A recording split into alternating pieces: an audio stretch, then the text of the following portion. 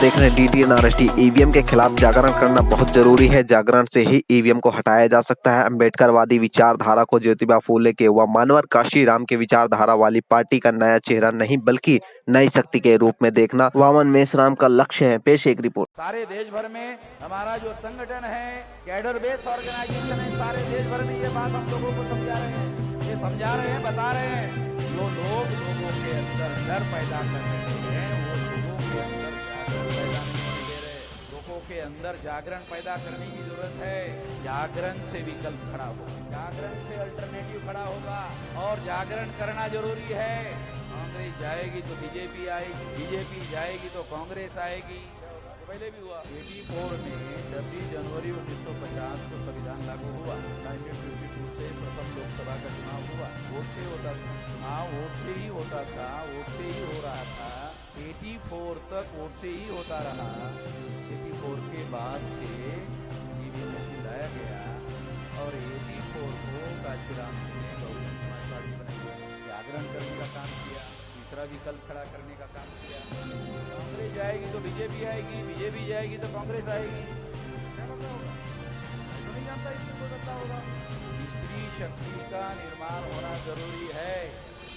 कम से कम तीसरी शक्ति इतनी बड़ी होनी चाहिए कि जो फुले शाहू आम्बेडकर की विचारधारा को लेकर चलने वाले जो लोग हैं वो कम से कम बैलेंसिंग पावर में हो। अगर वो रूलिंग पावर में नहीं है तो कम से कम बैलेंसिंग पावर में हो। ये खबरदारी आपको लेनी चाहिए। मेरे अकेले के लेवल पर खबरदारी लेने की बात नहीं होती।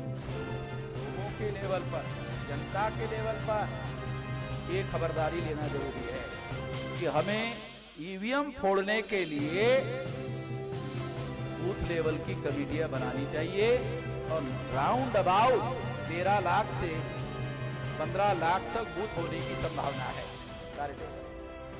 तो यदि जिले के लोग निर्धारित कर ले 1 महीने में आपके जिले में जितने बूथ है वो सारे बूथ लेवल पर कमेटियां निर्धारित हो सकती है। अगर सारे बूथ लेवल पर आप कमेटियां बना लेते हो तो आप ईवीएम फोड़ने के लिए वहां तैयार रहो। और एक आदमी जाके फोड़ेगा तो चुनाव आयोग दूसरी मशीन लगाएगा। इसलिए 5 आदमी कम से कम कमेटी में होने चाहिए। अगर 5 बार फोड़ना पड़े तो 5 बार फोड़ना पड़े।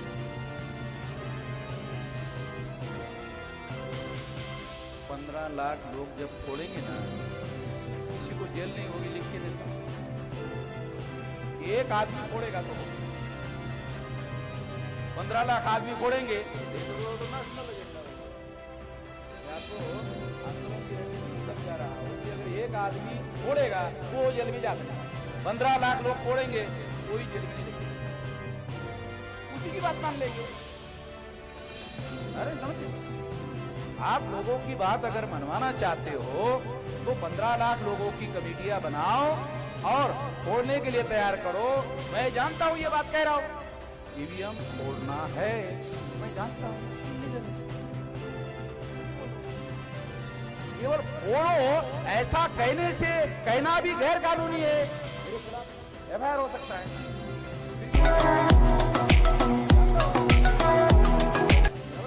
फोड़ो गैर कानूनी बात है, ये मैं जानता हूं गैर कानूनी है। जान को बचाने के लिए इतना भी काम ना करूं तो मुझे तो जेल में जाने के लिए तैयार हूं। मैं तो मैं आपको जेल में जाने के लिए कह रहा हूं, सलाह दे रहा हूं, पहले मैं ही जाने के लिए तैयार हूं। ईवीएम मशीन सही है बोल के? हाँ, ईवीएम मशीन गलत है, वो भाई सही है। सही इतना भी जो तुम लोग नहीं बता रहे, हम लोग इधर गलत करके हम लोग आंदोलन कर रहे हैं। अभी तुम लोग क्यों बोल रहे कि ये सही है करके? आंदोलन चालू हो जाएगा तो ऐसे चालू किएगा।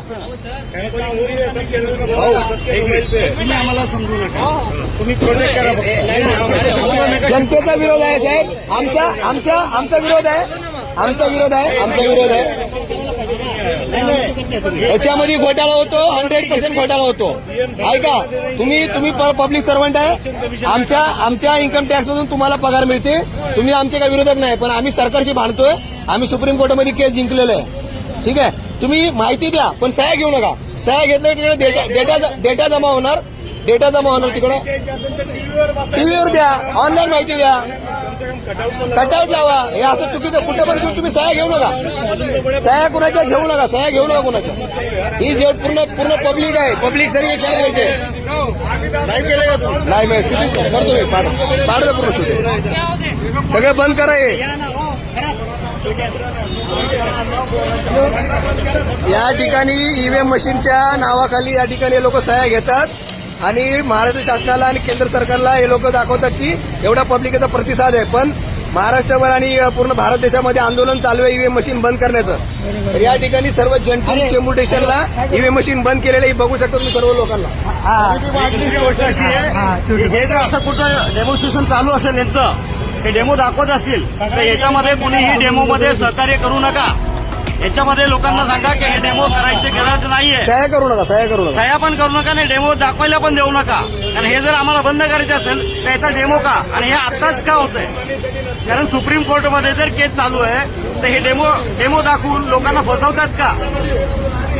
आता शासनाने आता या ठिकाणी पोलीस वगैरे आहे ते बोलतो की बंद करा कारण जनतेचा विरोध आहे. आम्ही तर या ठिकाणी सर्व पब्लिक जमा झालेले आहे. यांना एकच सांगितलं तुम्ही माहिती द्या पण सह्या कुणाच्या घेऊ नका. सह्या केल्याने काय होतंय की लोकांपर्यंत मेसेज जातो आणि हे चुकीचं आहे. या ठिकाणी लोकशाहीचा घात होत आहे.